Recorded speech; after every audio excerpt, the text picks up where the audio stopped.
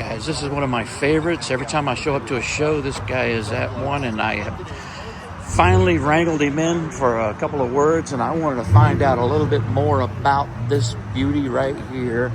Brother, if you could tell me the particulars on this. Yeah, pretty simple. You know I want this thing, right? Yeah. Everybody does. Everybody I else. know. Yeah, tell me something about this thing. Yeah, 1961 International. A lot of people don't know what it is, right? So it's a step van, some sort of delivery van in the day, right? Could have delivered anything. Bread, laundry, newspapers, who knows?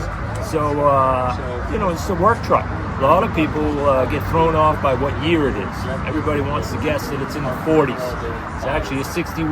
So 61 International Metro.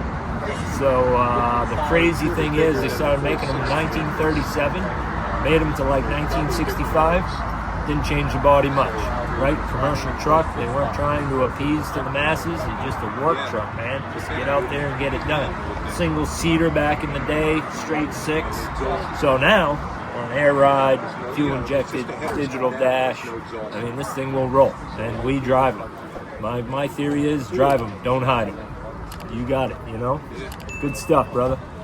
Now tell me an interesting story or a trip or somebody that you knew that was with you at a particular time with this thing. So you talk about road trip, and I talk about drive them, don't hide them. We left here in Naples, Florida, drove out to Austin, Texas to the Lone Star Roundup, and took my wife with me, co-pilot always, but we took a buddy with us, Peter. He does a lot of photography, a lot of video stuff. He's from the country Poland. Big into cars, took him along with us, and it was pretty wild because we went with a couple of cars, and you have the usual old car breakdowns and that type of stuff. This ran like a champ the whole time. It was a 37 Chevy that was behind us that had a few problems, but he was really blown away by that roadside stuff, the people that you meet, how you can fix stuff on the fly, MacGyver things a bit, and just make it happen. If you're in a really bad spot in traffic, well, how do we get out of here fast, and how can we patch this up? So he was blown away. Each night we'd roll into a hotel somewhere, and he would just talk about the stories of the day, and was kind of just blown away. He said, man, I knew you had kind of vast skill set, he says, but I didn't think it was like this. He goes, it was almost like a surgeon, you just hand me this, give me that, and some of the stuff, if you're a car guy at all, which you are, cars and bikes and that stuff, you learn those skills over the years, and it's by just getting out there and doing it, right? How'd you learn this stuff? You learned it the old-fashioned way, right? When your shit broke, you had to fix it. And you might have to fix it like right now because it's raining out, it's dark out, whatever it is. So we really had an amazing time. Got out there to Austin, and wow, the people we met and the things we got to do.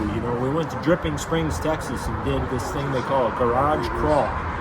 So they meet in the morning, drive around to all these different shops and get to meet a lot of builders and a lot of different vehicles, and just really cool stuff, and get to see some of that countryside.